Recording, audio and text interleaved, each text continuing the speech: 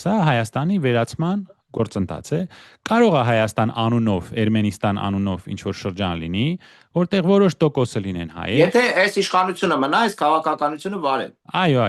որոշ տոկոսը կմնա հայկական, մեզ գուցե թույլ տան, որ մենք մեր տուն գանք, մի քանի եկեղեցի կթողեն Երևանում, մի քանի ուրիշ եկեղեցի կասեն սա աֆղանական եկեղեցի է, սա ձերը չի, հայկական տարրերը կհանեն վրայից,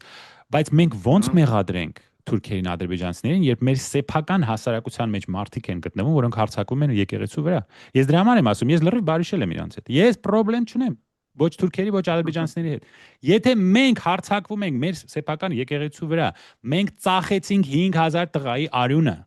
Մենք ասեցինք մեզ ոչ Ղարաբաղ է պետք, ոչ այդ տղաների հիշատակն է պետք, ոչ պատիվ է պետք, ոչ մեղրի է պետք, մեզ դոլար է պետք, ուտելիք ու քեֆ ենք անում, հորս արև քեֆ ենք անում։ Այդ հասարակությունը ունենալով դուք ում եք մեղադրում։ Դուք ոչ մեկին չեք կարող մեղադրեք։